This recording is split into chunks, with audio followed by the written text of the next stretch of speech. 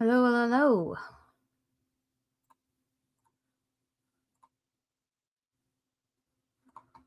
All right, guys. If there's anybody here, I can't tell because I'm just trying StreamYard for the first time, and I don't know if they'll be able to tell me who's joined. Just trying to figure this out really quick.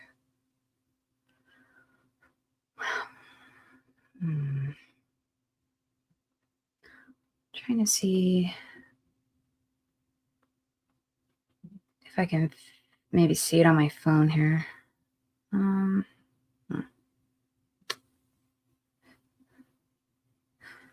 Let's see here. That would be bad. Okay. All right.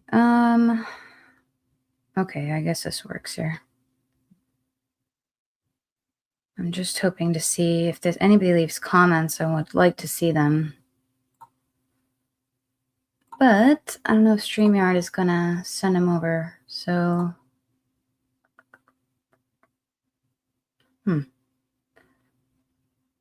yeah, I don't think they will be able to. Okay. Well, I'll view the comments here from my phone then. Okay. If you are here, if you could send over a comment just to make sure that I can see them. If anybody can. Let's see here. I might be able to actually do it myself. Hello? Can people see that? Okay. Sorry, this is my first time using StreamYard.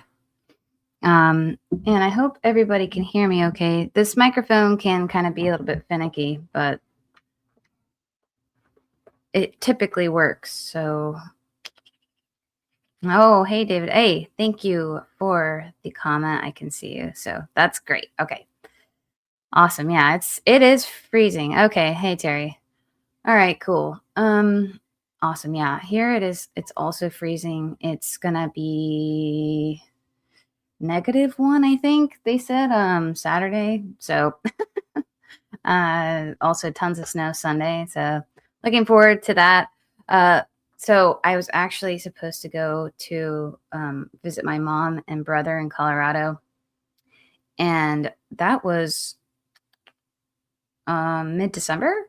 That was the last time we had a snowstorm, and we got about 7 inches. And so, of course, Monday I'm supposed to go because I had to cancel the trip because of the snow.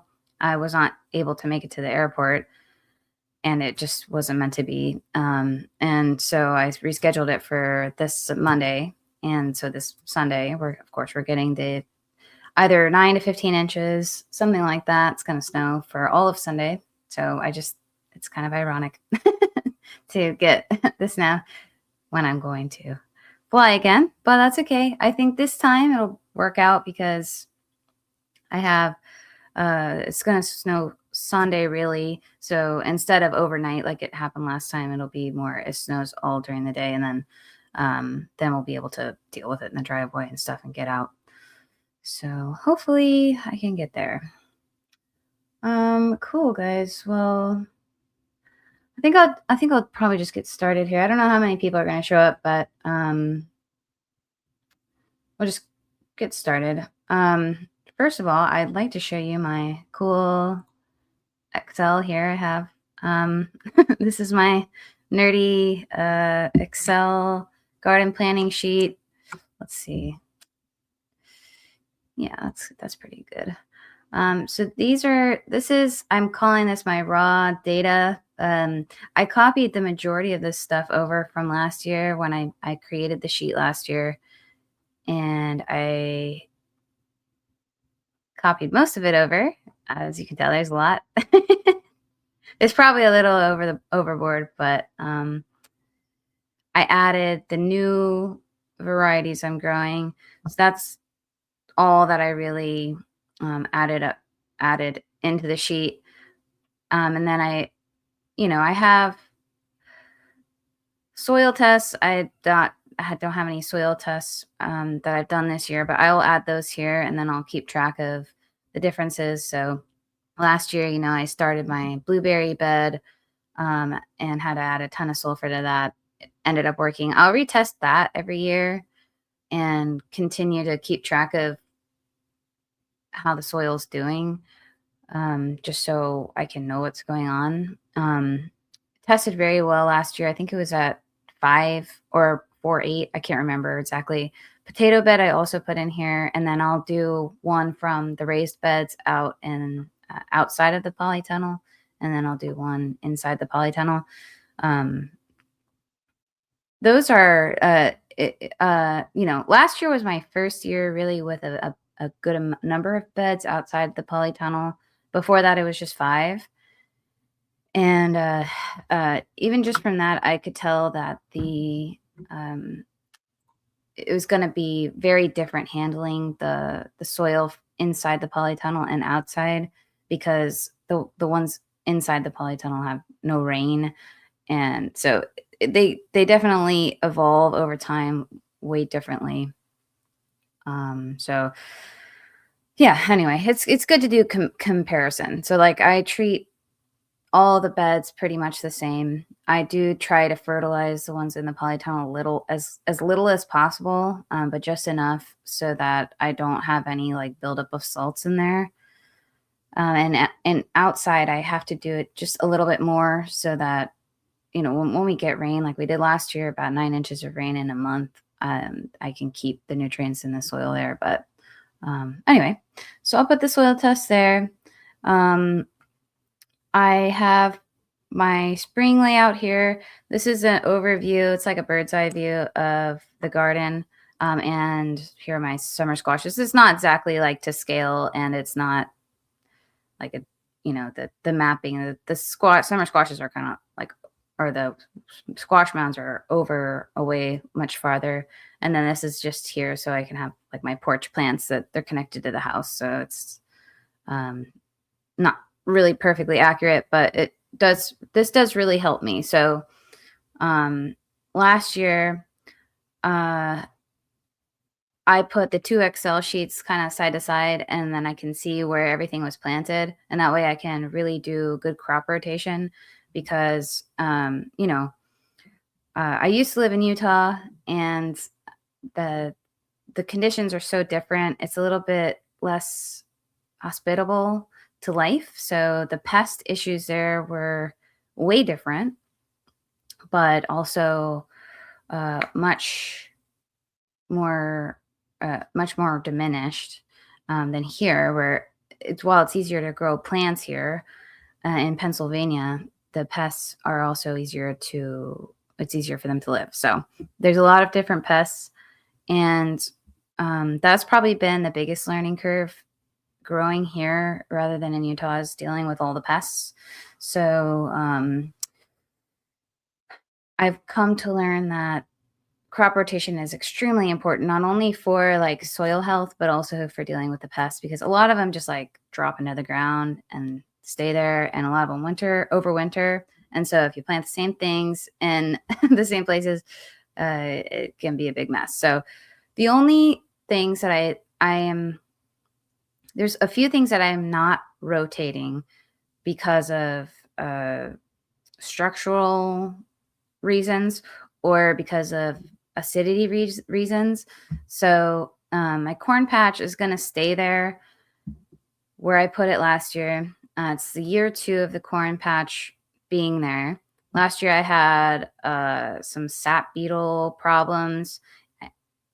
I also had a very small amount of smut, which I'm very worried about. So I'm going to give it another shot.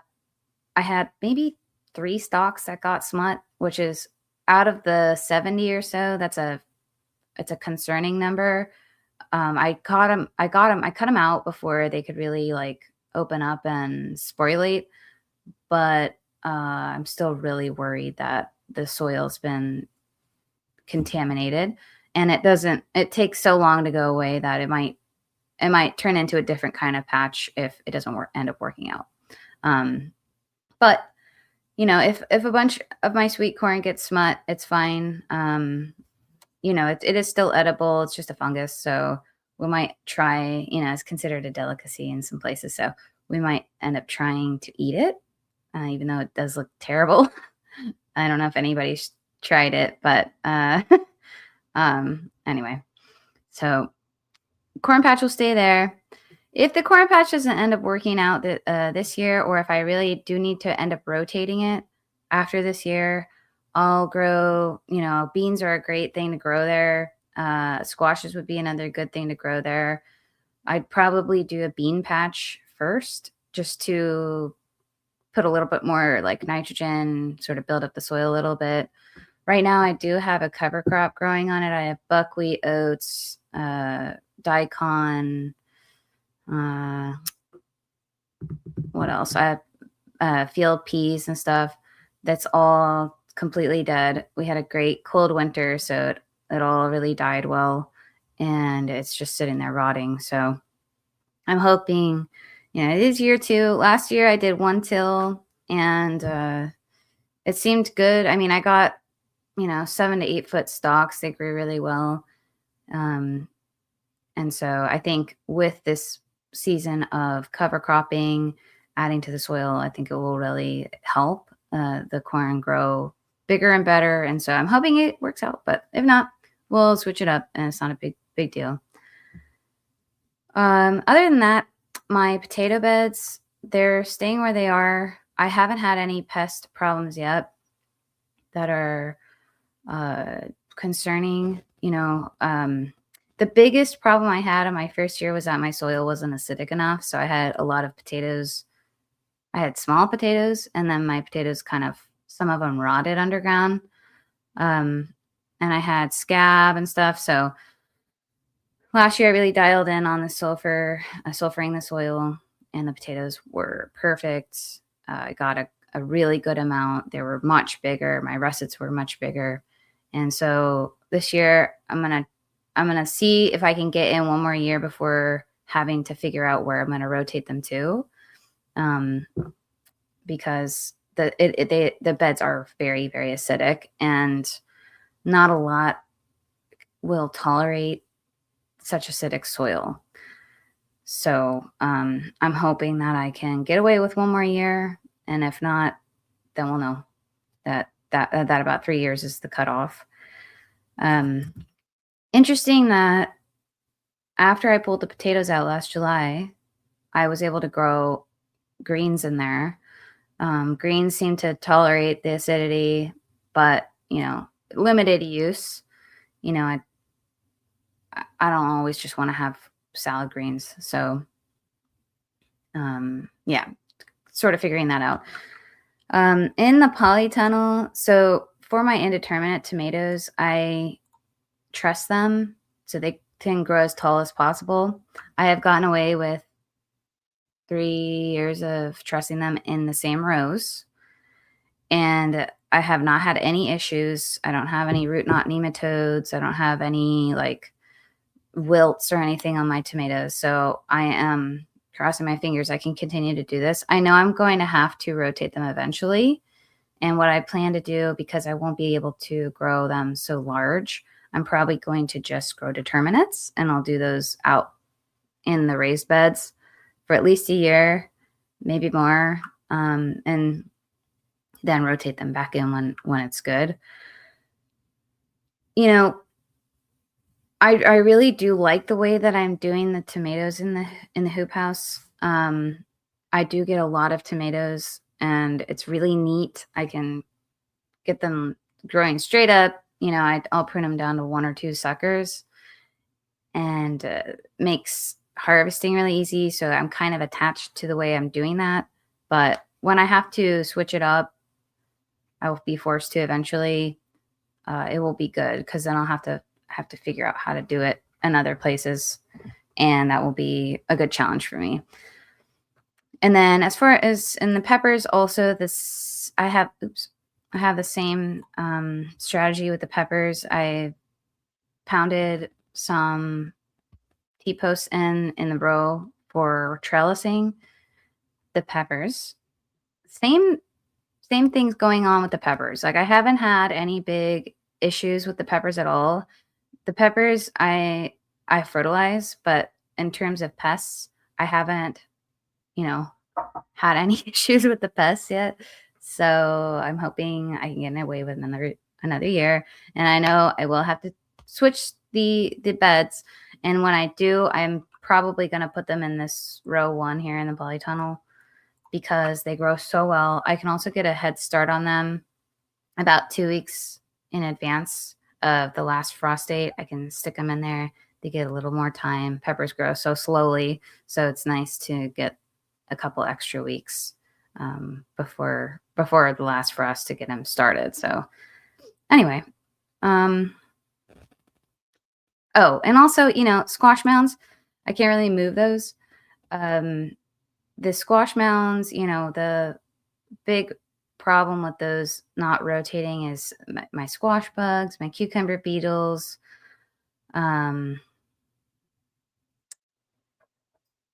Oh, and the rabbits. This is outside of my fence. So the last year I had quite a few squashes get munched on by the rabbits. Nothing crazy, but they're definitely figuring out that the squashes are there and that they're somewhat unprotected. I do put like repels all, and I have these motion sensors try to scare them off, and I'm probably gonna make something like a scarecrow because we had one incident where there was one baby deer that was wandering around. It didn't look at anything. It didn't stop, didn't graze, nothing. I think it was lost, but still was like, definitely don't want a deer problem. So I'm going to make like a little makeshift scarecrow. Hopefully that will help with those guys. And then as far as the squash bugs go and the cucumber beetles, I have my methods of dealing with them. I'll hunt for the squash bug eggs and burn them and, pick off any adults I can find. And then for the cucumber beetles, that's a whole thing, what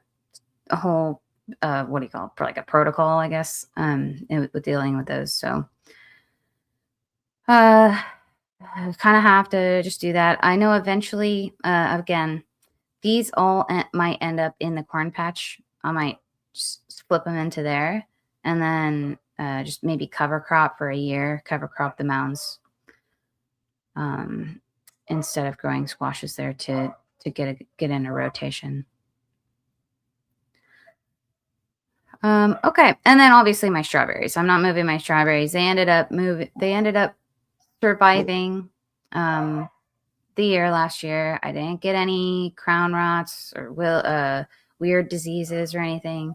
They made it through. I pruned them nicely before winter, and so I'm hoping I can get like one amazing year of strawberries in this bed at least, and then kind of keep it going as long as possible. But those are easier to move than anything else. And a lot of, after dealing with the anthracnose crown rot, I learned that a lot of growers just do like annual style strawberries. Well, they'll plant the crowns in the spring and then just take them out. So it's not uncommon to deal with the kind of issues that I'm having. Give me one second. I'm gonna go deal with the barking dog. Give me 1 second here.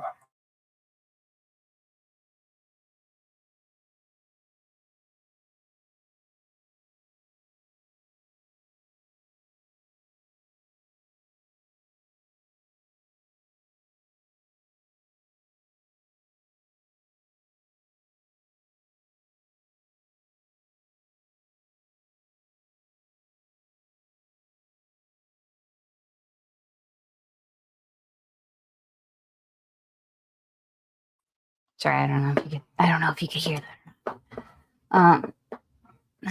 He's a terrier, so he's a little barky. Okay. Yeah. So strawberry stain, I think those would be fine. In terms of the things I did rotate. So last spring, I grew all of my carrots in the polytunnel. That was great. I planted them, the the last day of March, and I got a really big head start. I think that helped. The one thing that I like about growing them in the polytunnel is that they have a soaker hose in there, which is great. But I did have a big carrot rust fly issue, so I'm not going to grow them there this year. Just not worth it. Like, the rust flies are super annoying, and they damaged probably between 30 and 40% of my carrots. Not completely like destroy them, but enough to where I was very annoyed. So those are going to move. I'm moving them into 2 beds outside. This one, that's one of my tall raised beds, and then this one over here. The early ones are like my Napoli variety, and I'm trying a new variety called Yaya. I'm going to put those in there. And then the Dulciva carrots, and I don't know if I'm growing any other later maturing ones, but if I do, it'd go in this big bed out here. And it's not like a total loss in terms of moving them, because they don't have a soaker hose, but the soil in there is so loose that I think they'll do fine. Like, the first year I grew carrots outside in one of the tall raised beds, they did really, really well, and they didn't have a soaker hose then. But I do have a hose. I'll probably just end up hand watering them, at least for definitely while they're germinating, but likely throughout their life, just as, they'll get the rain, which is really helpful, which will water the soil evenly. But, throughout, if there's any drought periods, I'll end up hand watering them in addition to having the drip. So that's my carrot idea. I really want to, like, in the polytunnel, I grew hundreds of carrots, and that was really good. I got a lot, and that's the kind of amount I want, but I won't be able to grow as many in the raised beds. That will probably get at least 75% of what I grew last year, and hopefully without any rust fly damage, which will help.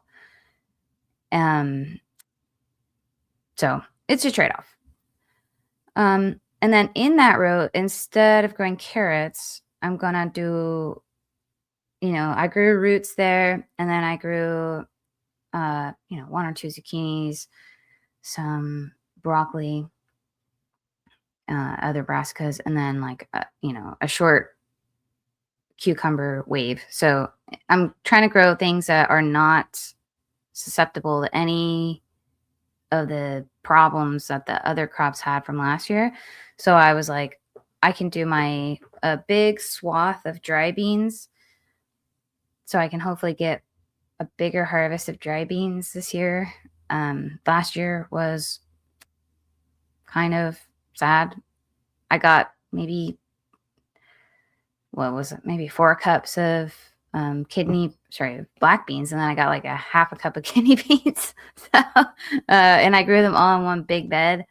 So I'm spreading them out. I'm gonna put all the bush style dry beans in this first row here, which are my black beans, kidney beans, and the real like Quincy pinto beans that I'm growing.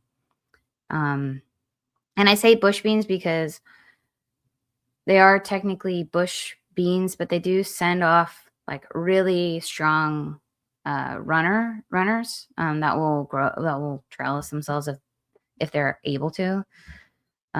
So really they would really benefit from trellising, but I'm not going to. I'm just gonna let them run away.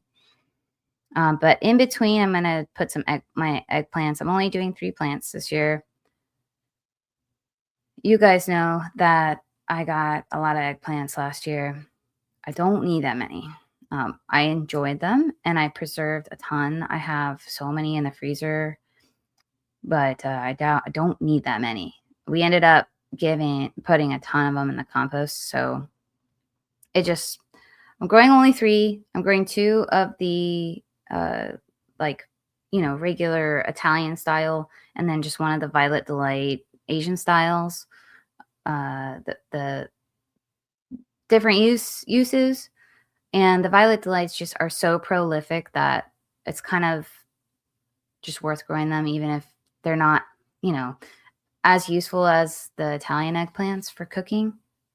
And then I'm going to grow 2 Italian eggplants. And last year I grew Black Beauty, and I grew the gaudy variety, which was a new variety for me. But this year I could not find Black Beauty seeds, so I'm just going with the gaudy, which is fine because they're basically the same. Gaudy is a hybrid. Black Beauty is I believe it's an heirloom. Yeah, it is an heirloom, and that's kind of a trade-off, but the Gaudis turned out to be fine. They also stood up a little bit better to the pest pressure, which I get mostly Japanese beetles and flea beetles. So anyway, that row they'll kind of be a beetle row, dealing with the beetles here. So, and then I'm going to put some extra filet beans in there. I think it's a good rotation because legumes are good to follow. Fruits and roots, the eggplants thrown in there are not great, not the best, but at least they're not the same family of anything I grew in there last year. So then out here, these guys, I have done my best in terms of crop rotation. I'm not growing any alliums in any of the same beds. Really trying to avoid any allium leaf miner and root maggot. So just switching up the beds. I do have a limited number of beds, so it's tricky. And the best I can probably do is just 1 year rotating, and then maybe I'll have to do some fallow beds and cover crop them. But this year should work. As I was saying in my post from yesterday. Sorry. As I was saying in my post from yesterday, I had some yellow onion problems. So we use a lot of onions. Onions are really important for cooking. So I'm doing, instead of 2 beds, 1 of red and 1 of yellow, I'm doing 3 beds of onions, 1 of red, 1 of yellow, and then 1 50-50. So that hopefully we can get a lot more.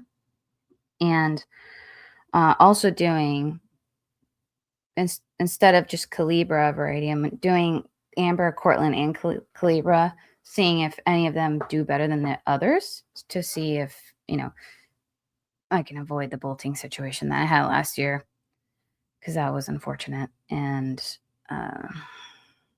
just, you spend so much time, like, the onions are just such a long, process. You spend so much time looking at them, and you get excited, and they're getting bigger, and then for them to kind of go wrong at the end with the curing is disappointing. So I'm really gonna make it not happen. So I think it'll turn out fine. I'm gonna start them later, so they're not so stressed out inside, and so they're going out later, and hopefully miss any late cold, hard frosts, hard freezes that we got last year. That did not help. And I know that, so I start all these things inside, and they're in a room that gets,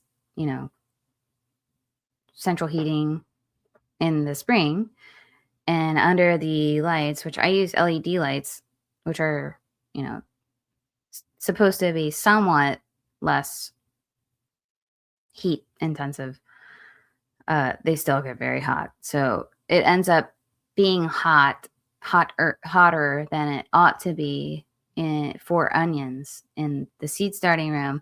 Great for everything else, Great for everything else I'm growing in there or starting in there.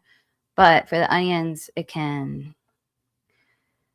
lead to the problem with the bolting because it's so hot inside. Then I harden them outside and transplant them outside, and it gets cold. Then it slowly gets warmer. They're biennials, so they think, oh, 2 years must have gone by. So I'm going to be more aware of that. I'm going to do what I can to pull some of the heat away, maybe put them in a separate place where they can be a little cooler while they're getting bigger. But I have less control over that than I do with the timing and the varieties. So anyway, I think it'll be fine. I think it will end up working out. I think the timing was the majority of the issue. The conditions inside the nursery are less of an issue, in my opinion.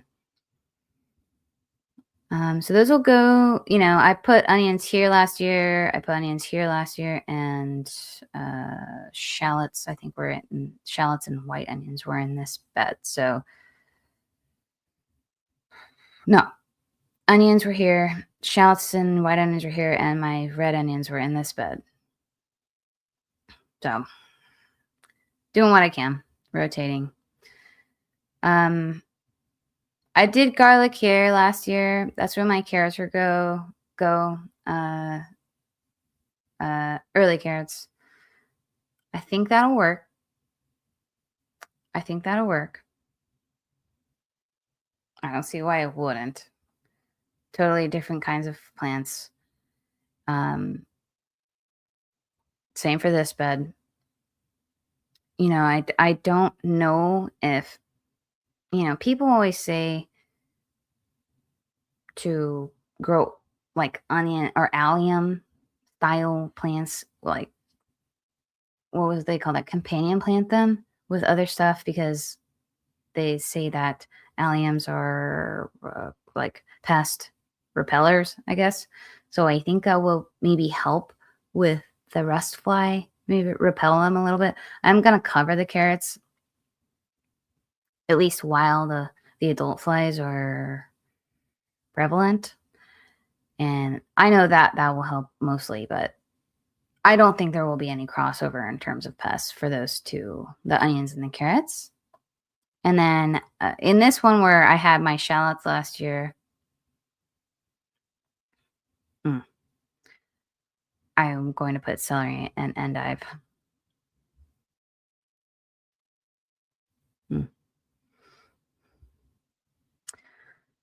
Yeah, I just realized I didn't put my shallots anywhere. That's an issue. I'll figure it out. I'll have to figure that out later. Okay, so I probably will sneak them in this bed.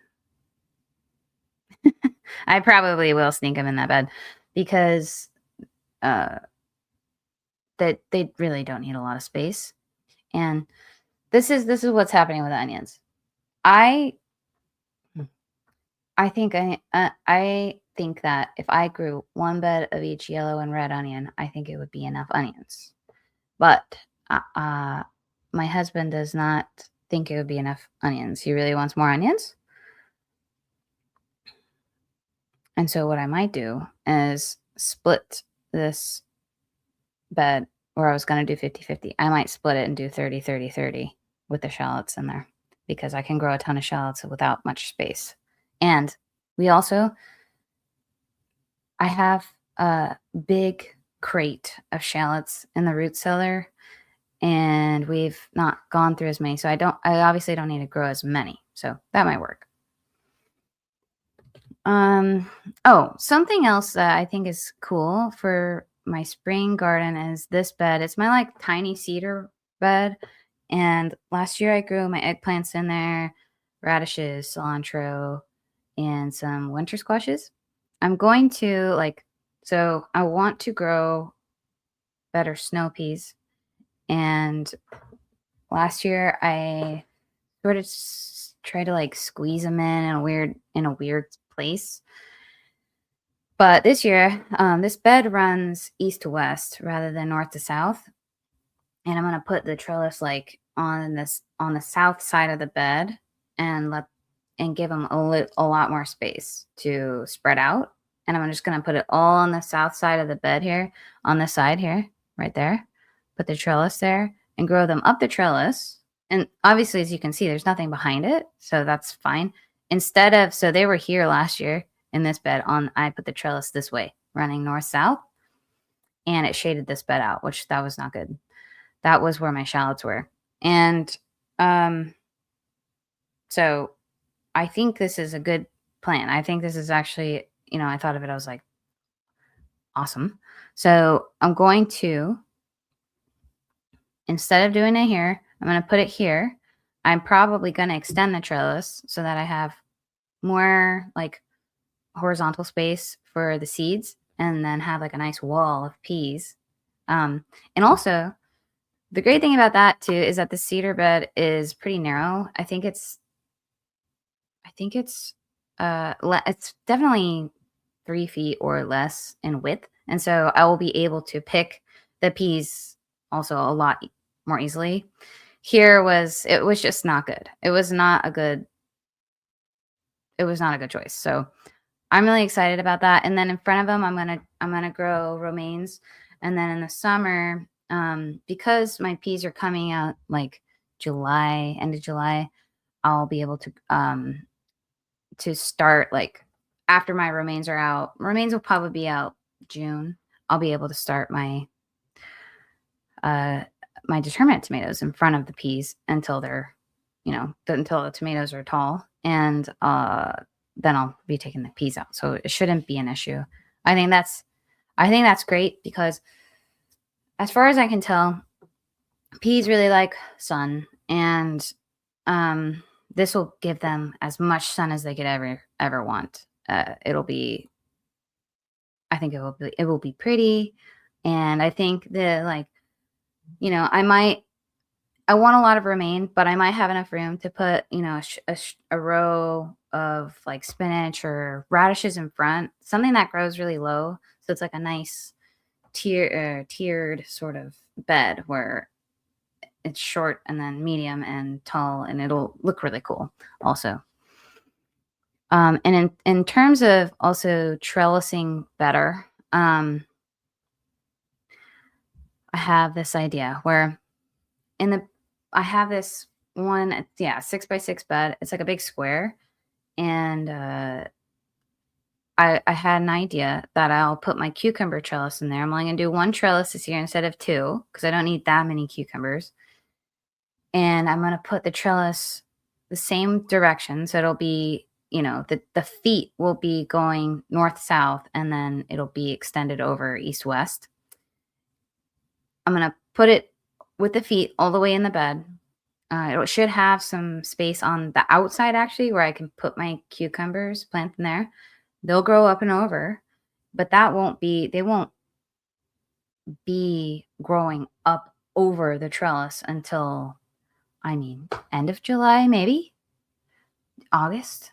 So, in the meantime, in the spring, I'm gonna do I'm gonna do bunching onion. I might do 2 rows of bunching onion, and in between that, I'm gonna grow my spring greens and anything else I can kind of fit in there. You know, I don't need that much arugula or spinach, but anything else I feel like throwing in there. We'll have plenty of time while the cucumbers are growing to grow to maturity, and then I'll pull them out. And then the bunching onion I'm going to put in there will not only repel insects, hopefully my cucumber pests, but will also, they don't need that much sun. So, and they do take a bit longer than my spring greens. So they will be in there longer and probably get somewhat shaded out by the cucumbers as they're growing up. But there will be sun penetrating from the south here. This is the south. This is the north. There will be sun penetrating the trellis from the south. I think it'll be more than enough for the bunching onions to continue to mature as the cucumbers are sort of shading them out. And the extra benefit of the bunching onion will be, hopefully, to repel some of the cucumber beetles. So that's my little strategy with that bed. I think it's great. Last year I had some fun timing.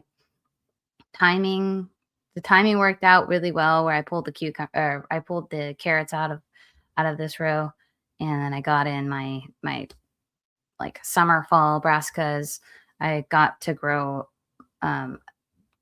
after on the squash mounds here, my zucchini and my summer squash were on their way out. My zucchini was taken out by a squash vine borer, which I anticipated.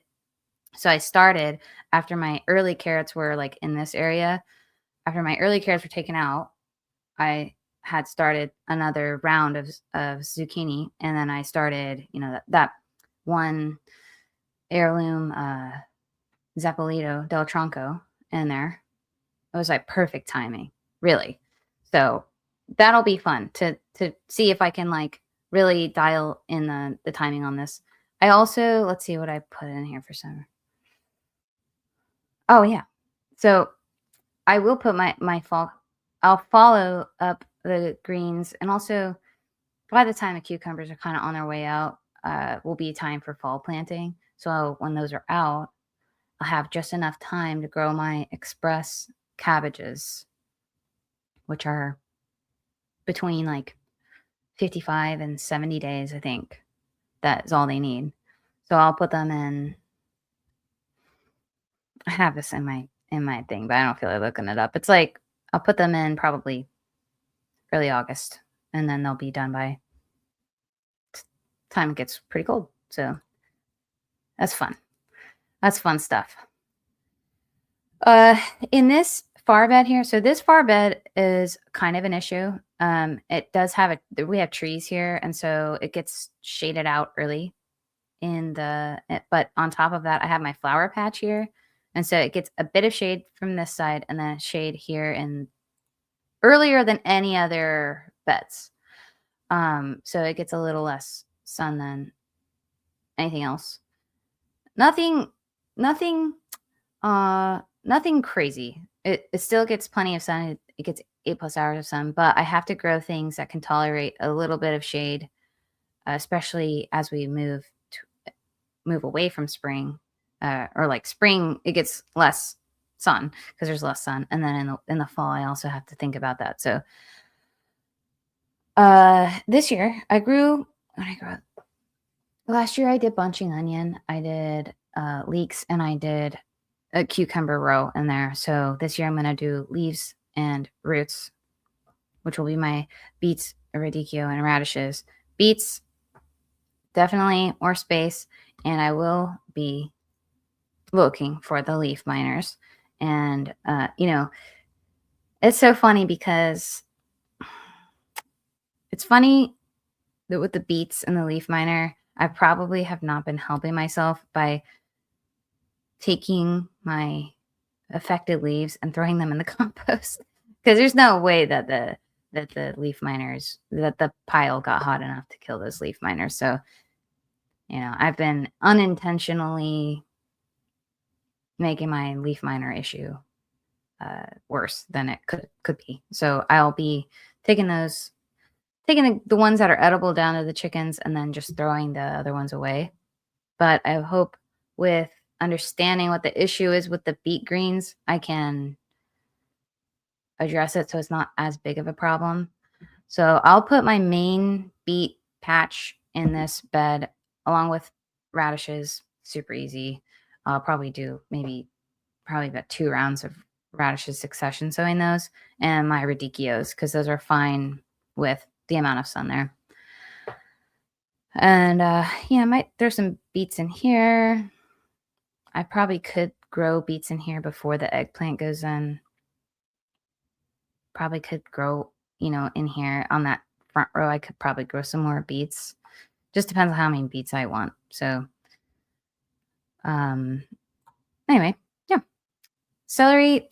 I don't know if anybody's also experienced this problem. Last year, like I said, we got so much rain in late spring, early summer, and I don't know if this is true, but it's my suspicion that like any of the herbaceous plants like celery, dill, also, and not so much carrots, but definitely celery, dill, and parsley. They are more like they're definitely very crowny plants.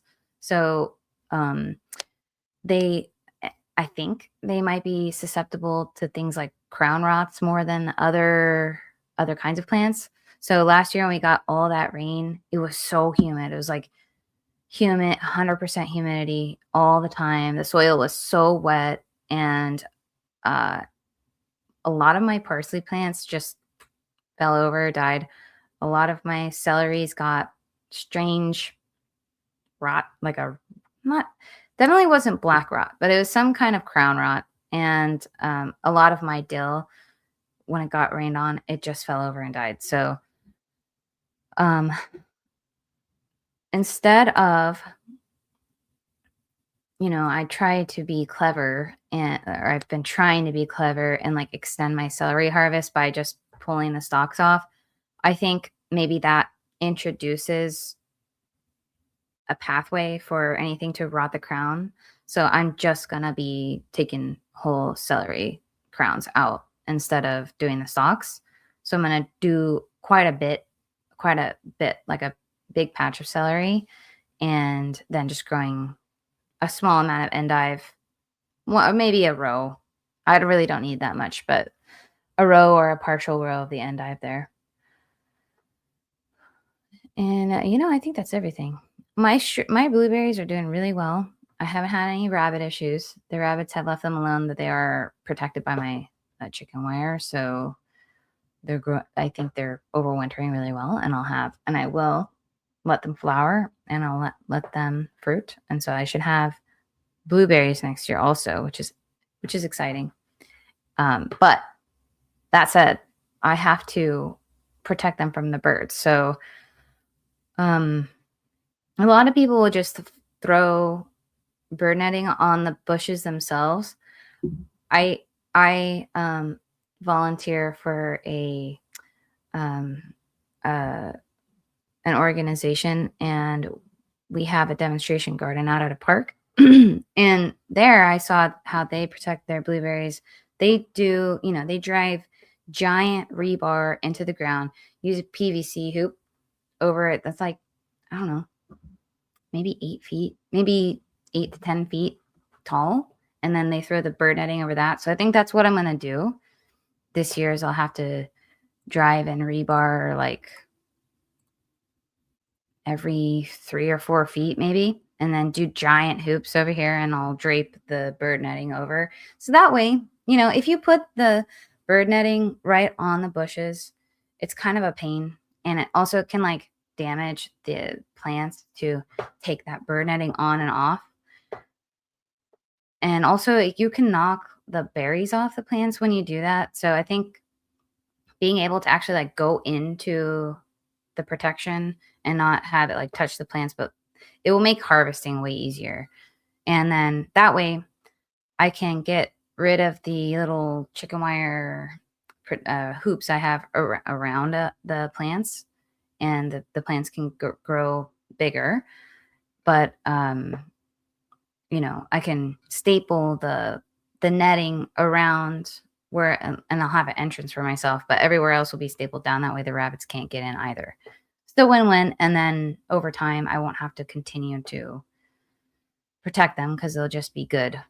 I'll maybe have to repair the bird netting every once in a while, but that they can grow fully, from here until hopefully, forever. Hopefully they live forever, but I won't have to readdress the netting problem ever again. So that'll be fun. And I think it will look nice, be easy to manage. Like I'll be able to, because I mulch them every year. There's a lot weeding and stuff. So the easier that stuff is, the better you can take care of your plants. Just trying to make it as easy as possible. Something else also that I'm changing is I'm not planning on growing cilantro or basil outside. So right now I have four basils in my nursery. I also have three. I'm growing dwarf lemon cilantro in there as well. And this was a bit of an experiment over the winter to see what I could get away with growing inside. And basil and cilantro are two things that have grown so well inside that I think I will just do that instead of growing them outside. Save the bed space, but also make it easier for harvesting. We don't need that much cilantro or that much basil. So just running in, staying inside, running to the nursery to pull off a few leaves when we need them is going to end up being, I think the thing that we are going to do, because over the last 2 years we've put like, I don't know, I don't even want to guess, over 20 pints of pesto into the freezer like each year. So we have like so much pesto in the freezer that you know, I love pesto. I don't like it that much that I want to eat it that much, but we have like infinite pesto. So growing basil at this point is like, way. It's just for fresh eating. So, and we don't need that much. So anyway, that is my spring starting point, which in planning this stuff, like last year I realized that when I'm planning this, obviously I'm going to make this year, I'm going to accept and going to make more room for improvisation, because that's what I did last year and it worked out really, really well. Cause like I can plan this stuff out and most of it will happen just as I planned, but like I can't control everything. So as things develop, as my salary was taken out early last year, and then I had extra bed space. So what do I need to do is allow some improv and plan for my plans to fall through. And so like last year in June, end of June, early July, I started a bunch of just vegetables, like you know, seedlings, and I could stick them in anywhere I had room. A lot of them didn't make it out, and I felt bad because I just had to compost them. But try not to be emotionally attached to my plants, and also it was so nice too when I had a space opened up that I didn't have any plan for, just to throw something in. And some of that stuff actually ended up working out better than anything I had planned. Like my summer brassicas, I didn't know really. I didn't know how well it would work out because, when I think of brassicas, I don't think of like summer or heat, and that's certainly not like 100-degree weather, but they did fine. My Bellstar broccoli did fine. I grow tessery cauliflower, and which is more heat tolerant. Also, I can grow alto leeks, which are really summer leeks. And I did some Brussels sprouts. The Brussels sprouts didn't work as well as the broccoli and the cauliflower, but I never would have known that I could do that unless I just sort of was like, I don't know, I have these seeds. I'll just start them and then put them in if I feel like it, and that's what I did. So this year, I'm really trying to give myself a good start in terms of spring, and then the transition into summer, and getting the timing really dialed in on that transition almost totally, going from spring to summer, but then allowing like summer to kind of take the shape that it's going to, and also focusing more on getting particular fall crops out on a specific timing schedule, and then letting everything else sort of be improv, because the fall greens are really more of a repeat of what we had in the spring. They're not as important because still by that time, it's only a couple months after we just finished eating all the salads we could handle. They're not as appetizing as they are in the spring, and they're not that important. And so just having a little bit more fun, being a little more loose. Like last year, I really realized that getting the timing going from spring to summer is really the only big thing to plan, because summer crops, it can take a long time. And then for fall, specific things that take a long time, like Brussels sprouts, they take forever. So that you have to plan. But everything else, just be a little more improvisational with that stuff. So anyway, here's what I have for summer here. So obviously everything in the polytunnel is staying the same. This is all staying the same, except for this bed, and then the potatoes will come out. I'm planning to, instead of forcing growing stuff in every single bed for the entire year, I will be cover cropping a ton of beds this year. So these will be cover cropped. And then my early carrots will be coming out June, between like June 1st and Father's Day. So, right? Because that's in June. Yeah. Father's Day. So if I want, I'm going to put, depends on how the dry beans are going in the polytunnel, but I might put dry beans. If I don't put dry beans, I will just cover. If I do put dry beans in, I might try to sneak in some brassicas like cabbages or broccoli. But if I don't do that, I'm just going to cover it. And you'll see the same pattern repeating in all of these beds, because this past year, what a wasted opportunity getting in my cover crops. So I did cover the corn patch, and my first year with this garden, just in the polytunnel, I covered everything for winter. I need to start doing that again. It's the importance of the cover cropping it's so underrated, and I need to be a little bit more okay with like stopping, squeezing out as much as possible until the very end, and then being left with a very tired garden that's not protected in the winter. I just need to be okay with getting what I can and then really protecting it so that next spring and the next summer will be better, instead of wringing it out for like all it's worth. So that's what I'm going to do. I'll be covering, see, in the fall, you see, this will be covered. This will be covered. Everything but like these beds where I'm going to have my Brussels sprouts, my cauliflowers, things that take a little bit longer. I have cabbages in this bed, and everything else will be covered. This will be covered. These will all be covered. Oh, never mind. Brussels sprouts will go over there. I'll just, that makes sense because I want them to hang on longer. Cabbages will go in here. Then I'll cover it. Corn patch will also be covered. And I guess I'll just kind of wing it in terms of which brassicas will be going in here. And this will be my greens bed. Everything else will be with a cover crop. So I'm really trying to lean into taking better care of my soil in the winter. And right now, what I'm doing is I'm throwing compost mulch on there. Compost, which isn't really a mulch, but I'm throwing like a very thick layer of compost in each bed. First of all, very expensive. I don't know if I can afford to do this every year. Third of all, not really a good cover.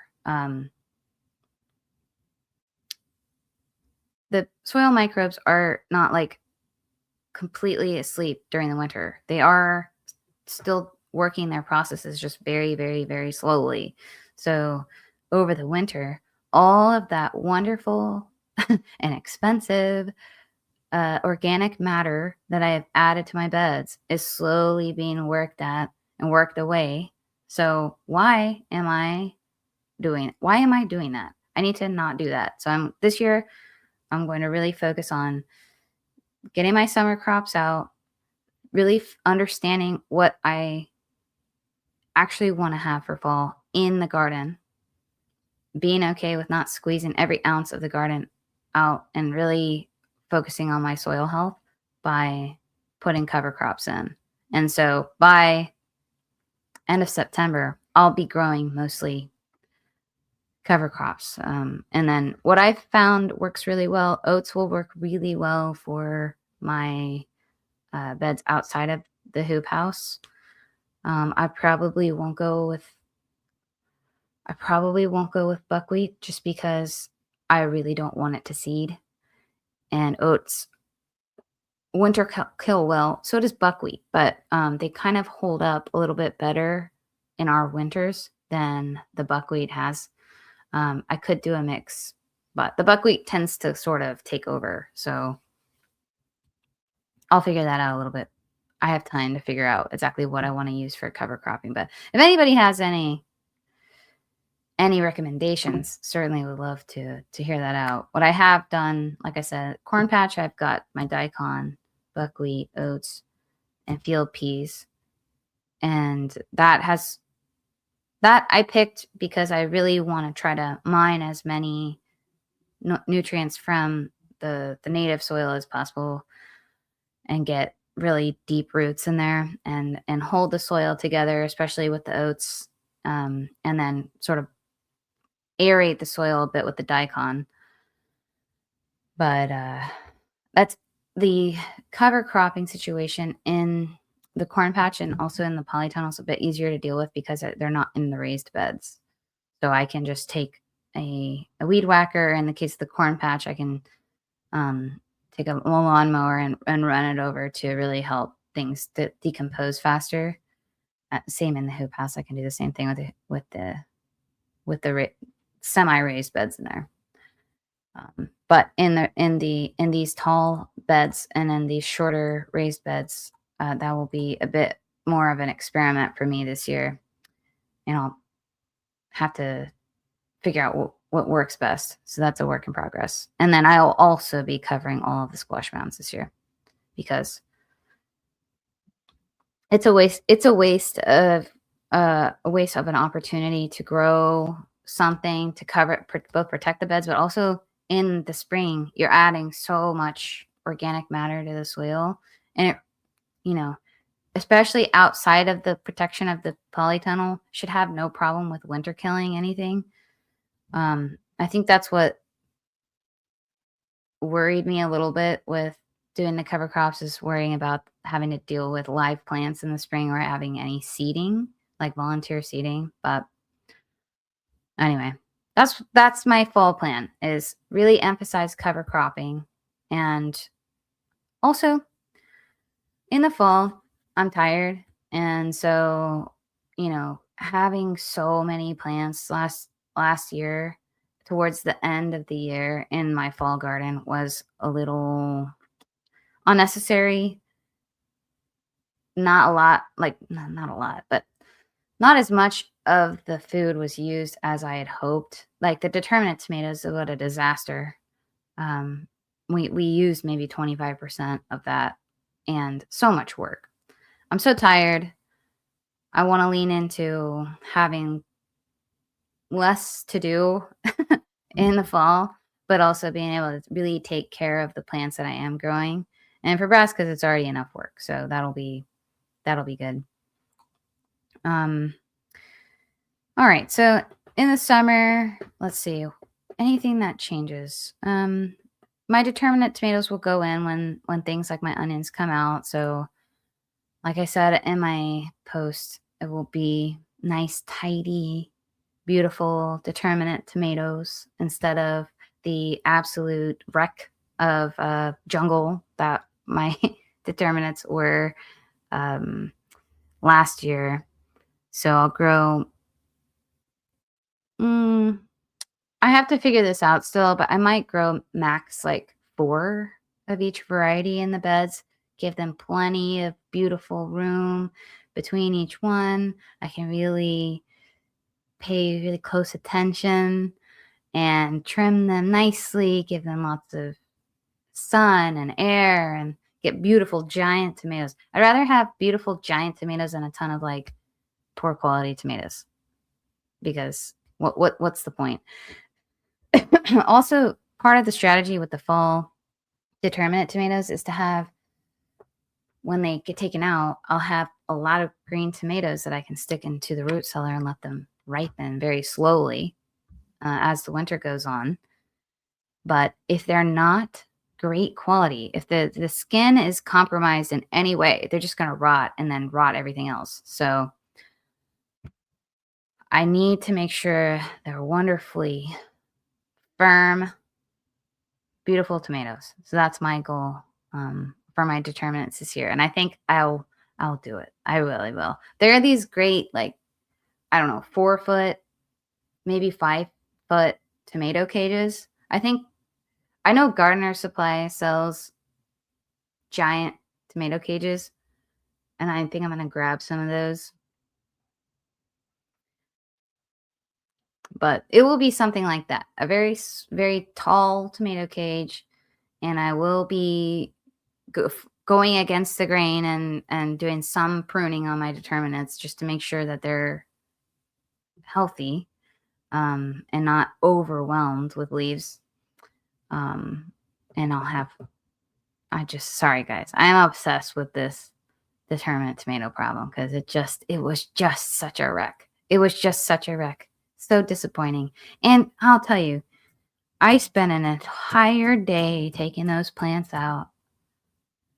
And I mean, I had an empty compost bin just full of vine. Oh, I was covered in the resin. And then you take all the plants out, and I think I have a picture of this, but all the plants are out, and then there's just hundreds and hundreds and hundreds of tomatoes just all over the place.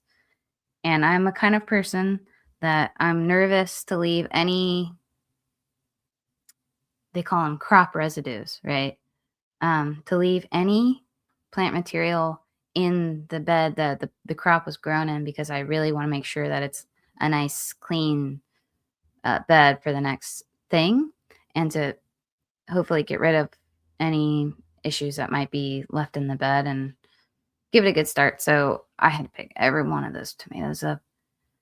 It was just a pain, and we wheelbarrowed the tomatoes that we got from the plants into the garage, and I had to sort them, and then it was just a mess. So it really is just, that's one of those opportunities that I can just make it beautiful and awesome and go from 0 to like a 10 easily, because it's just such a simple fix. Just grow fewer tomatoes and just pay better attention to the ones that you're growing. So that's what I'll do there. Yeah. Oh, squashes. So this was one of those that we had to make some choices with. So I love winter squashes. I have limited places to grow them. So I have dreams of a big field of squash, and I don't have that. So I have to narrow down the ones I'm going to grow. So of the pumpkins that I grew last year, I grew Cinnamon Girl and New England Pie. I'm going to grow both of them again. New England Pie definitely was best in terms of flavor, but I didn't get very many of them. I got a bunch of Cinnamon Girls, which really helped with the bulk of pumpkin puree. And listen, I'm but one person, and I have a family, and my family really thinks that to make pumpkin pie, you've got to have pumpkins, and you can't have other squashes. So I understand that most pumpkin puree isn't pumpkin. It's like something else, it's like, so we're growing the pumpkins, it's very fall. We want to have the pumpkins. We want to have them help us feel the coziness of the fall as the time comes. So we're growing both the New England Pie and the Cinnamon Girls. Another benefit of growing both is that Cinnamon Girl, they do mature really, really early. So in case there's like a really early hard freeze that comes on, I'll likely have already harvested all of my Cinnamon Girls. And then for the New England pies, man, I haven't not encountered a pumpkin with better flavor. So I just really wanted to grow that. But instead of last year, I grew the rampicante, which is an Italian squash, which can be eaten as a summer squash or as a winter squash. And I have both. I tried, the summer squash version, awesome. Probably a better zucchini than a zucchini.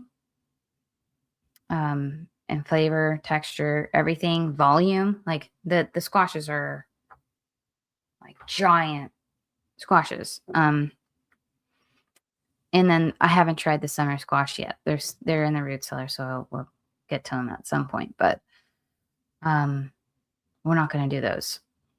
Instead, I'm trying something new. So I'm going to try Amish neck pumpkin, which I got from my kung fu teacher, and he told me, be careful where you plant these because they'll grow like wild. And I said, that's exactly what I want. I want a squash vine that I cannot control, that just grows without, like, it's developed for this area, produces giant. He gave me one that I'm going to have harvest the seeds from. It's like this big, and he said it's one of my small ones, at least 10 pounds. So if I can just grow those, I'll see how it works. But if I can just grow those, and I'll get more squash, it's a winter squash, than I ever could want. We are skipping the honey nuts. Well, I love honey nut, and they're very cute.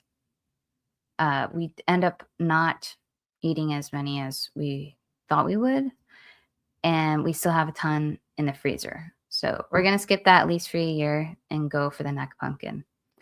And then on the fourth bed, I'm going to do my fun winter squashes, like my kabochas. I'm growing both the winter sweet, which is, I grew that for the first time last year. And I promise, if you're a fan of sweet winter squashes, this is the sweetest winter squash you will ever taste. It almost tastes like melon. That's how sweet it is. The only downside with these plants is that they're extremely small, and you only get 1 or 2 per plant. And they're, the squashes themselves are maybe 4 inches in diameter max. So you have to grow a ton. And same goes for my acorn squashes, which I like the sugar dumpling. It's your classic acorn, beautiful orange flesh, nice deep green exterior, cute, very tasty, and great fried. So I'll be growing those as well. Those plants are also extremely compact. So I'm going to grow my winter sweets down one side of the mound, and then I'll have one sugar dumpling on the other side, because the sugar dumpling will take up about half the mound. It's more of a bush, and then the winter sweets can sort of run away from the mound on the other side, which I think it will work out. It's an experiment. I'll see what I can do. The mounds are quite big, so they're maybe 2 feet tall or so. Plenty of room for roots to grow, and also the area is pounded with sun, and there's plenty of like lateral space for the vines to sort of run out. And I have gotten away with growing between 5 and 6 honey nut vines on the same mound. So I think I'll get away with growing maybe 3 winter sweets and 1 sugar dumpling on the same mound. We'll see. We'll see how it goes. You never know what you don't know until you know it. So why not? If something fails, we'll just cut it out and go with what is working. So, and then finally, my melons. Simple. Growing. What is a juice box, baby doll, and a one called Lemon Drop. Last year I grew somewhere between 7 and 8 vines on the same mound. They vined out beautifully. Beautiful, long. This is what makes it really tragic is the vines are gorgeous. Is a mat of watermelon vines. Beautiful. Very healthy. Awesome. And then they just were murdered by bacterial wilt. So this year, I'm going to start them later when it's hotter, and that'll be advantage number one. They'll grow faster, but they're going to be under cover until I basically can't cover them anymore. And they start producing a good amount of flowers, and I need them to get pollinated. And hopefully by that time, the beetle season, it's like May, June is when they're really, really voracious. And so I think starting them mid-June, so they take about 100 days. So it's June, July, August, September. Yeah, June, somewhere in June should work. So even if I started them early June, I can cover them until about peak beetle season is over towards the end of June. And then after that, they might get a little bit of cucumber beetle infestation. I'll be on the lookout for that and trying to, mitigate that as much as possible. But even if they do, it shouldn't be as much as it would be in the early spring. So I'm really hoping I can get watermelons this year. I think it'll work. I really do. And that the same goes for most of these. So the only things that I have to start really early are my New England pies. Everything else I can start a bit later. The New England pies, they just take a little bit longer. I'm also growing, let me see if I can pull this up for you. A new variety, it's called Primrose. I think it's I think it's also a kabocha. Yeah, it's a kabocha type. I saw these and, look how cute they are. And they have excellent storage potential. So this is my plan with these. My corn patch, it comes out July, August. So what I'm thinking I'll try to do is try to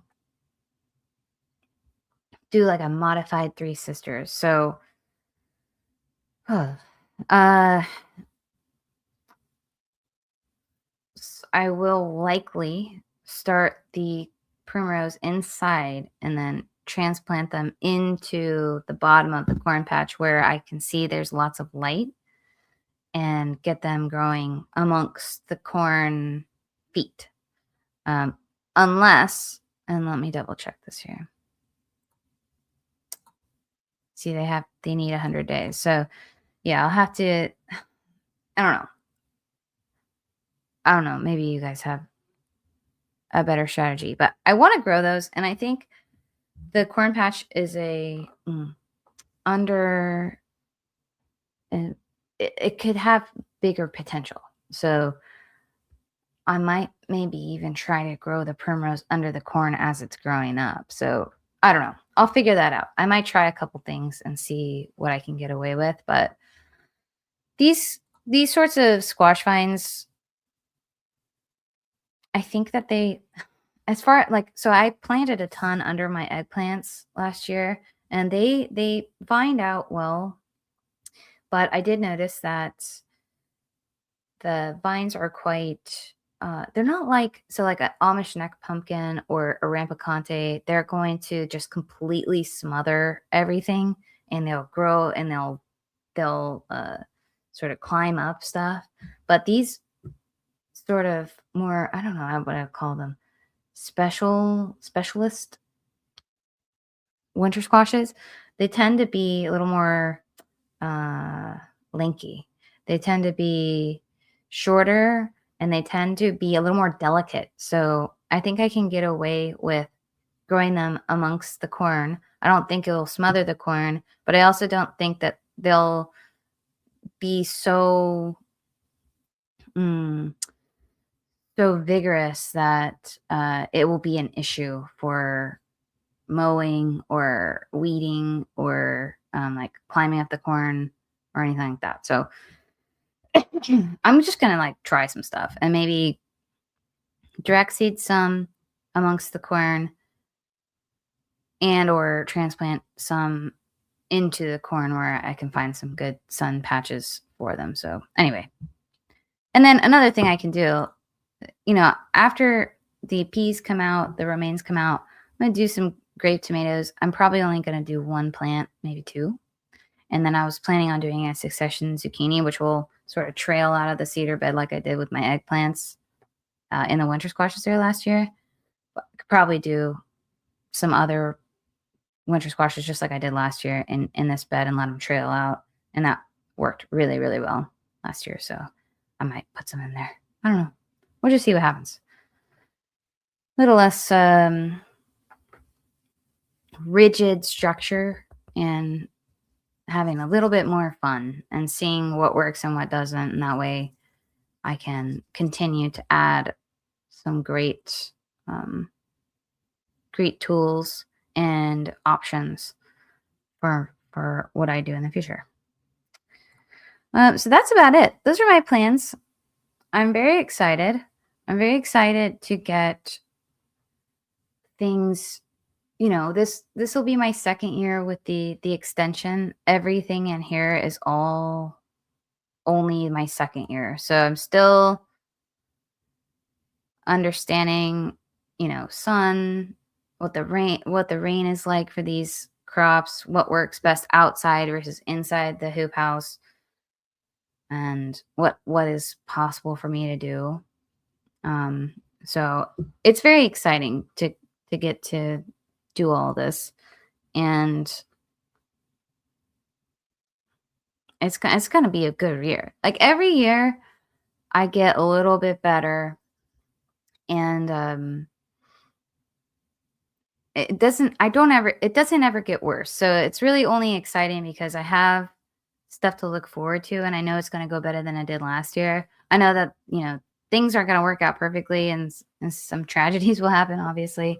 There's always a possibility of like a terrible storm that takes everything out, or deer, or hail and issues, and I'm sure plenty of those will come up. But in terms of the trajectory for the garden, it's only ever gotten better.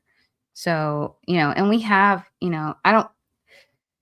I'm just very proud of how far it has come so far, and the improvements that we're constantly making to the garden, and just really figuring out like the rhythm of what needs to get done when, paying more close attention to soil health, and figuring out like getting more in tune with what it needs in terms of like the corn patch is different from the blueberry patch, is different from the polytunnel, and is different from the raised beds.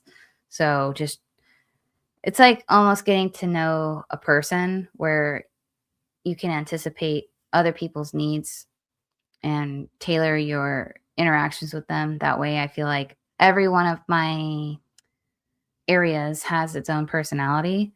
And so I'm getting to know the personalities a little bit better, and the potential for all of this stuff is really high. So I'm really excited to see how much better it gets. And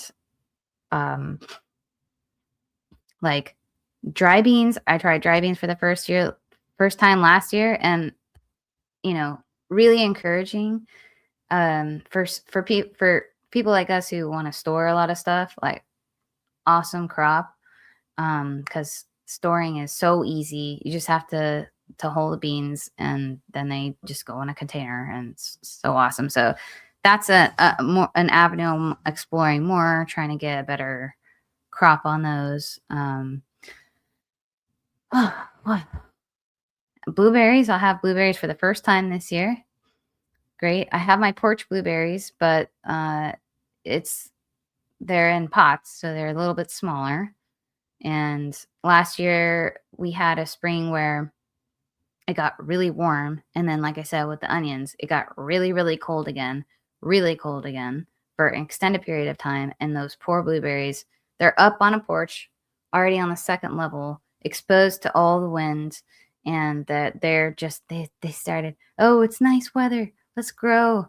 And then the cold was just like, just killed those tender growing tips. And so my poor blueberries just were treated terribly on the porch, and they did not do well. So hopefully they recover this year. The spring is a little bit better. When I see that this year, I'm planning on protecting them. If they start, if the canes start growing, if they even start like budding or breaking, and then it's going to freeze, I will cover them because I feel really bad. I did not know that could happen until I found that out last year. And so, we'll prevent that. So I did not get blueberries last year when I was hoping I would from the porch blueberries, but I'll have now 5 blueberry plants total. So I should get, and each plant is a different kind. So I should get some blueberries no matter what. So that'll be fun. Strawberries too. This is my first year with my strawberries having made it at least to winter. I honestly have no idea what the spring is going to look like. I hope that they're healthy and they grow and I get a billion strawberries. Now that this is their second year, they should be really prime. They have nice roots. They have a bigger crown. They've been established, so I'm hoping in the spring I just get, loads and loads and loads of strawberries all through the summer and hopefully through the fall as well. But I don't know because I've not gotten my strawberries to overwinter in this climate yet. So we'll see how it goes. But it's just new stuff every year. And, I saw somebody post an article about how people are like really emphasizing simplicity in their gardens this year. And I am on that train. I'm trying to stop growing stuff just because I can and because it's cool. Just ignore the thing I said about the primrose winter squashes. But that's an exception. And that also I think I can make it work. But I'm really trying to grow more in line with reality in terms of what I can handle and what I actually eat, and not be upset with not maximizing every part of my garden all the time. So being okay with cover cropping and knowing that I'm taking care of my garden rather than like needing to pump out more food, because we get enough food. We have enough food and we don't need a billion bags of like cauliflower. I have 17 pounds of cauliflower in the freezer. So I'm good on the cauliflower. So I don't need to grow like 20 cauliflower plants and have to protect all of the cauliflower plants and burn myself out. So simplicity, realistic goals in terms of work, and also making room for improvisation and soil health. Those are my big focuses this year. And having a lot of fun, and hopefully getting beautiful plants, beautiful yields, and I don't know, learning new stuff, of course, but that always comes with a little bit of tragedy. But anyway, that's about it. I'll show you around the rest of my Excel sheet. There's not much else. I'll put my, I have my list of things that these are just things to keep in mind. These are all my organic pesticides I use, or, things like Surround. That's my kaolin clays for slugs and stuff. It's just a quick like reference sheet just in case I need to use anything. And then these are all of the these are all of the fertilizers I have on hand. So like in case I need to use anything. I'm really trying to use less granular fertilizer and lean more into compost tea, but I know that doesn't provide all the macros that like a granular fertilizer would, but fertilizer is also extremely expensive, especially for like I'll go through a 50-pound bag just by flipping beds, and that is extremely expensive. So I'm trying to sort of diversify the origins of the nutrients that the plants need.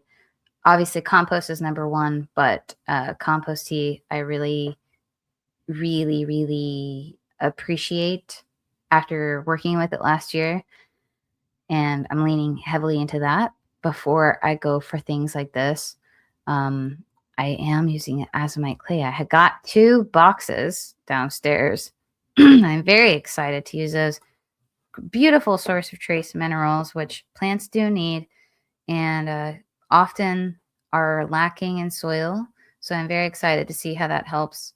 And then I have this stuff just because every year I kind of forget what I used, and then I just need this to remind me of my the exact pieces of my drip system in case I need to replace anything. This is one of the more like moving parts of the Excel sheet, which is I will, make required or necessary actions. I'll put those on a temporal scale here. So, to remind myself what needs to get done when, or like when pests begin to emerge. So, like, March last year and the year before that, I noted that, towards the end of March, the cutworms and the armyworms started coming out. So that's when I should begin to look for them. And then every year I'll add a little bit more to the notes here. So, like it's not hard and fast, but like that's what I observed in the years prior. So having sort of a baseline of like what's normal and what's not normal is helpful for me because I tend to worry a lot. And so, like, knowing that in years past, the onions were about a 1/4 inch thick in the 3rd week of February. Oh, that isn't okay. That's not even true. That should be in the 3rd week of March because I start. Well, no, none of that is true. Sorry, no, that is true. This last year I started them in late January, so that does make sense. Well, okay, so knowing that the onion should be a certain size at a certain time, and then last year I put in my notes like I over fertilized them, and so I thought maybe that's why I had some of the leaf die back. So I am going to this year. Now I have this note to remind myself when it comes to fertilizing my onions to do it, if I'm going to do it at all, very lightly, so that I can see that if that makes a difference, because I think it will, and stuff like that. So blueberries start leafing by the end of April. Last year, this is kind of how my carrots looked, my tomatoes looked, and my potatoes looked, because gardening is kind of like having amnesia in a bit, in the sense that like you did something at a certain time, but like so much time has gone by, an entire 365 days has gone by the time you do it again. We're like, wait, what actually happened? Like so much time has gone by that you cannot like trust your memory, or at least I can't. My memory is not that good. So I have to write this stuff down so that I know what's normal and what's not. Otherwise I will just like spiral and worry that things are going wrong. So that's the aim for the notes part. This is more of like you gotta, transplant stuff out and, get fertilize your onions and all that. So it's more just like concrete action items. And these are just indications of more of like what I've seen in the past. And then this is, will get filled out as the season goes on.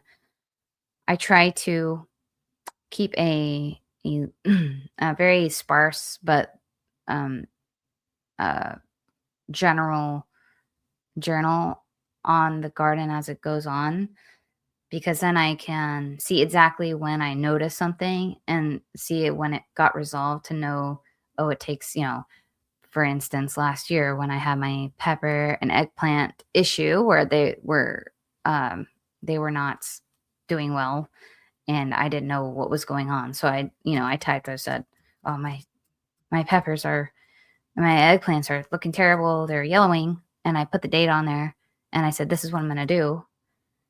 That way, when I notice that they were doing better, I can go back and look, oh, it took 3 weeks for this solution to actually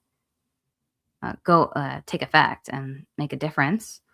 And so then if that happens this year, then I can say, oh, it's okay. Like, it's only been 2 weeks. I probably won't see much of a difference for another week. So anyway, but I know this is a little extreme. I tend to do things a little over the top when I really care about it. So the honest part of this is that I really pay attention to this Excel sheet until maybe July, and then it becomes more of a something that I visit maybe once every 2 or 3 weeks to just make sure that I'm getting my journal entries in, because I just did not have the time. And also, things at that point in the season become a little bit more like in the moment and less planning. And so it's a very helpful tool in terms of planning and getting stuff started, but it's a limited use because the garden's outside. It doesn't live in a computer. And so anyway, it's great. I think it's great. I think one another great use for it is, so for instance, I'll say like, oh, I'm noticing my Quincy pinto beans are sending up runners. Are they actually pole beans or are they not? So I can look. Uh,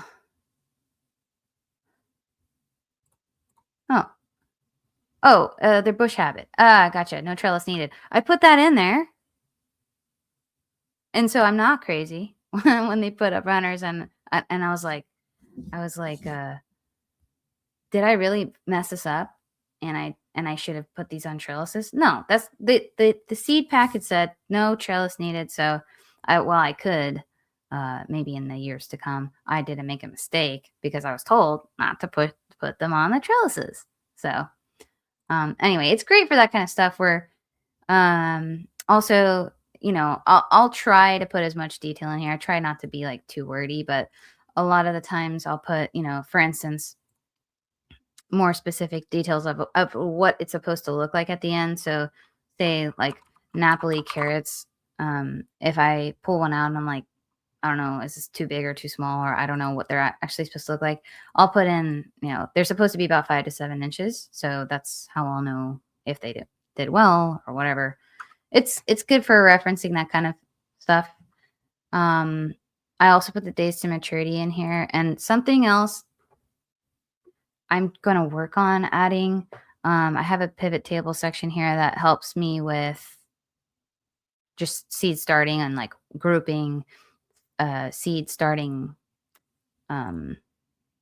things, seed starting like bundles, I guess, bundles of items that I need to start. I am working on adding in a row into the raw data of like,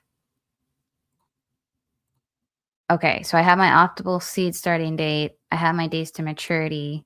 So I would also like to put in a row here of if I started on this date and these are the date, or these are this is the number of days it takes to get to maturity. Exactly when can I expect it to get to maturity? So that way when I'm wondering if my plant's doing okay, I can go to this and say, oh, it hasn't reached the maturity date yet, or like the expected maturity date yet. So I can know I'm not like doing something wrong, or if something is going wrong, I can know, oh, it's growing really slowly. Well, I wonder what's going on.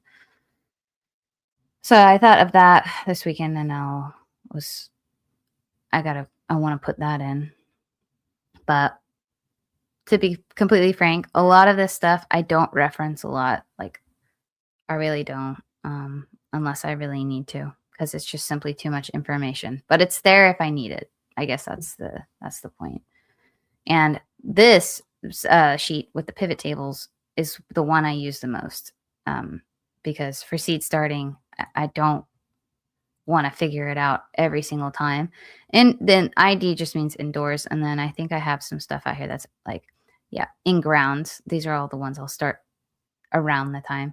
And these dates are also flexible, like about a 2-week flexibility, because these dates represent the earliest time you can start it. So oftentimes I'll say like, oh, start on the on February 21st and February 28th. Well, I'll just start everything on the 28th to like make it a bigger group and less work for me. So, yeah. So anyway, that's the way I do stuff. And it really works for me. I love it because, especially with the calendar, I can anticipate what's going on, make all of the work that goes into the garden less of a guessing game and less of like a sort of gaslighting myself of, oh, did this happen last year or did it not? I can't remember. I don't remember, like maybe I did something wrong, and then worry about it. So anyway, yeah. Well, all right, guys. Well, if you have any questions, drop them in, or if you have any comments, go ahead and drop them in. This has gone a little bit longer than I had anticipated already, and thank you for sticking around for the whole live stream. If you were here, I have been talking for an hour and 45 minutes, so I really appreciate you coming and listening to me talk. I really could talk about this stuff for forever. And now I get to get it out, and my husband doesn't have to be bothered by me yapping at him about this. Thanks, Terry. I really appreciate it. It's another great year. This is the best time of year because it's all anticipation. It's all excitement. It's all potential. So it's like I really love this stuff. It gets me going. So, and something else that I mentioned too is like last year we built basically an entire another garden. This year is going to be so nice because I don't have to do any of that. All I have to do is just actually do the gardening instead of having to build the beds and fill the beds and do the drip and blah, blah, blah. Like that is, so stressful. So this year I get to like relax, focus on my seedlings, take care of them, get them out, pay a little more attention to all that stuff. So it's a little more fun this year. The only other thing that we might add are bees, which I have kept bees before. So it's really not all that much work for me in terms of having to do learning. I know how to just get them going. So it's just a matter of like finding a good nucleus and getting the boxes and all the equipment stuff set up. But we already have a spot picked out. It's just we definitely missed the boat. It's too late. It's really too late to get a good nuke right now. So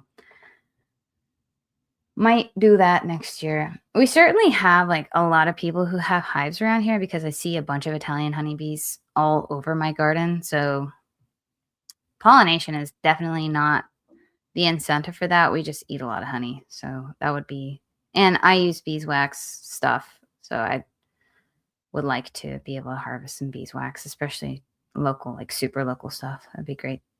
It's the only other thing. So until then, I can kind of enjoy now the metaphorical and literal fruits of my labor of having the infrastructure built out and done, and just really refine. Now it's more on the refinement side of things. So anyway, all right, guys. I hope you have a great Thursday. And if you're going to get snow, I hope you get the right amount of snow and not too much and not too little. It's been a good winter. It's been a nice cold winter. It's not been dry, not been too wet, and we're very happy about that. It's good. Some people don't understand that a lot of plant processes depend on a good cold winter. So, things like fruit trees, they really need they really need the cold hours for us to get good fruit in the summer. So having this cold winter is a good sign that we're going to have awesome good fruit season. So it's really good. Anyway, have a great rest of your day, guys. I will probably start posting about my plans